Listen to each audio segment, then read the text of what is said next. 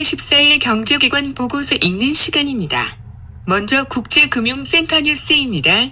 1. 주요 뉴스. 미국, 중국산 컴퓨터와 휴대전화 등의 수입 제품 추가 관세를 일부 연기. 미국 정보기관과 트럼프 대통령 홍콩 접경 지역에 중국 군 병력 이동. 아르헨티나 대선 예비 결과 여파, 통화 가치와 채권 가격도 하방 압력 지속. 중국 외교부, 미국은 홍콩 문제 관련 내정 개입을 하지 않도록 요청. 2. 국제금융시장, 미중 무역 갈등 우려, 완화가 영향. 주가. 미국 다우와 유럽 스톡스 600 지수는 각각 1.4%, 0.5% 상승. 환율, 달러화는 0.5% 상승. 유로화와 엔화 가치는 각각 0.4%, 1.4% 하락. 금리. 미국 국채금리 상승. 독일 국채금리는 하락. 3. 우리나라의 대중 수출 급감, 배경 및 시사점. 이슈. 금년 1월부터 7월 중 우리나라의 대중국 수출 증가율은 마이너스 16.9%로 중국의 전체 수출 증가율을 대폭 하회하여 중국과의 동조화 현상이 소멸될 조짐. 반도체가 수출 감소를 주도하고 여타 주력 품목도 대부분 두 자릿수의 감소세로 기록하면서 중수입 시장에서 우리나라의 점유율이 10년 만에 최대 폭인 1.0%포인트 하락. 배경, 지난해 높은 증가율에 따른 기저효과 외에도 글로벌 수요 부진과 중국의 자체 조달 등 구조적 요인이 반영된 결과 중국 및 세계 경제의 성장률이 둔화되고 보호무역주의도 가세하면서 상품무역 부진이 심화. 금년에는 상품무역이 2년 만에 처음으로 감소세로 전환. 특히 우리나라는 가공무역 위주의 대중 수출 구조로 제3국 수요 변화에 취약. 중국 기업의 대형 및 첨단화와 함께 중국 제품의 경쟁력도 제고되어 부품 등의 자체 조달이 증가하면서 수입 수요를 빠르게 대체. 시사점, 연말부터 기저효과 등에 따라 일시적으로 증가할 수 있으나 전반적으로는 구조적인 요인 지속에 미중 분쟁의 영향도 가세하여 수출 부진이 장기화할 가능성.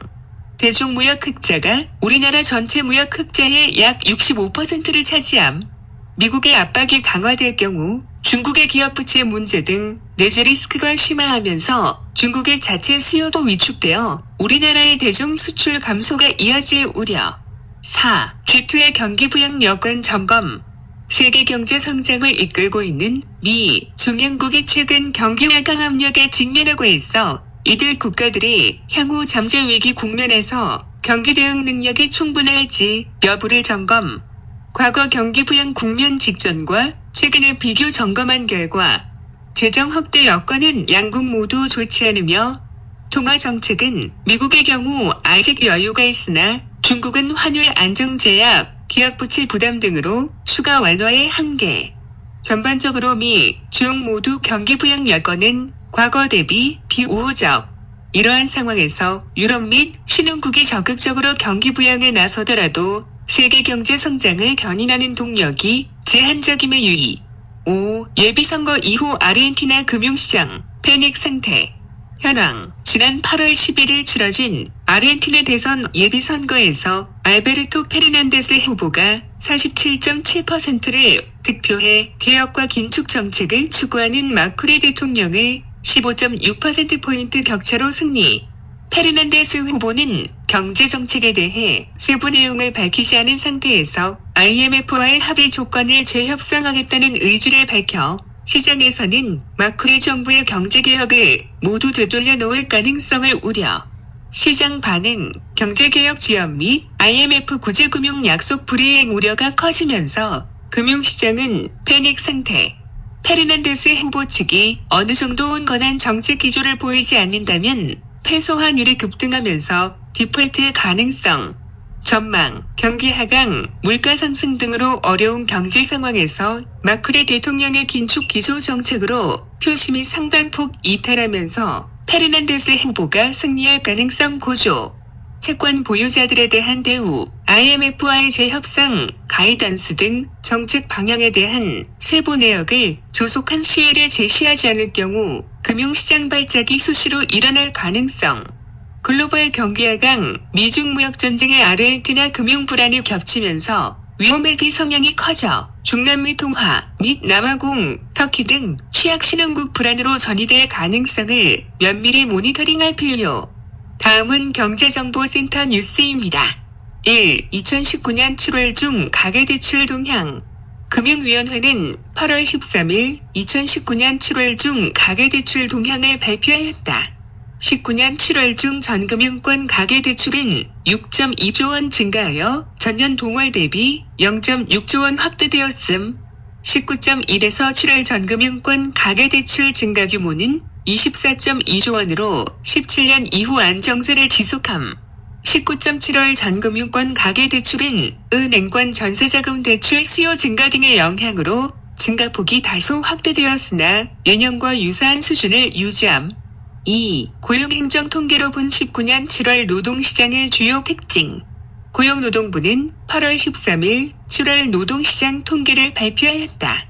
고용보험 가입자 수는 서비스업 여성 50세 이상을 중심으로 증가세가 지속되면서 10년 5월 이후 가장 크게 증가.